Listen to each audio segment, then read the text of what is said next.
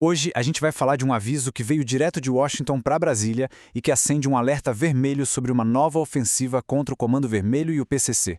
São facções, a gente sabe, cujo poder já foi muito além das nossas fronteiras. Vamos entender os detalhes dessa movimentação que pode literalmente mudar o jogo do combate ao crime organizado no Brasil. Olha só, o recado foi bem claro e teve um destinatário específico, o presidente do Banco Central do Brasil. A escolha de com quem falar já entrega o ouro, né? A estratégia de ataque é, antes de mais nada, financeira. E para continuar acompanhando estas e outras análises a fundo, já sabe, inscreva-se no nosso canal. E quem está na mira? Bom, aí sem muitas surpresas. As duas maiores organizações criminosas do Brasil. O plano dos Estados Unidos é bem ousado, para dizer o mínimo. Eles querem classificar tanto o Comando Vermelho quanto o primeiro comando da capital como grupos terroristas internacionais. E aqui a gente chega no coração da estratégia. A principal arma dessa ofensiva não é a militar, não estamos falando de tanques e soldados. A arma é econômica. E a chave que destrava todo esse poder tem uma sigla de 3 letras: FTO.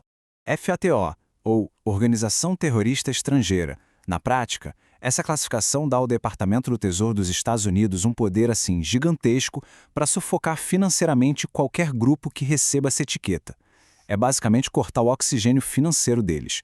E como isso funcionaria na vida real? É um processo direto. Primeiro, vem a classificação FTO. Segundo passo, qualquer ativo que essas facções tenham em solo americano, congelado. E o terceiro, que talvez seja o golpe mais duro, qualquer empresa ou banco sob jurisdição americana fica proibido de dar qualquer tipo de suporte. Na prática, isso fecha a porta do sistema bancário mundial para eles.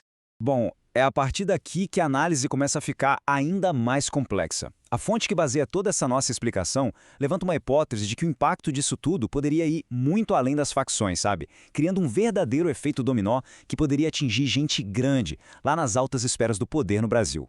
A análise da fonte original não tem medo de citar nomes. Ela aponta supostas ligações financeiras do PCC com entidades bem conhecidas no mercado, como o Banco Master e também os fundos de investimento da gestora Reage.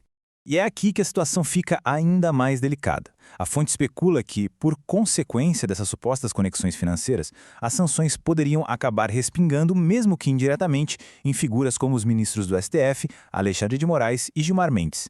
É uma alegação, claro, muito grave e é super importante ressaltar que a análise não apresenta provas diretas disso, ok? Agora, apesar de toda essa situação com o crime organizado, a administração Lula, segundo a fonte, tem batido o pé contra essa iniciativa de Washington, e essa resistência estaria gerando um impasse diplomático silencioso, mas bem importante.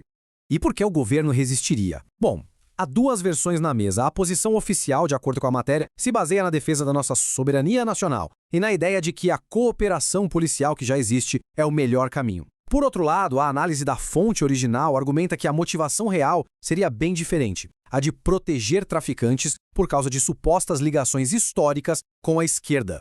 E para colocar mais pimenta nessa história toda, tem o timing.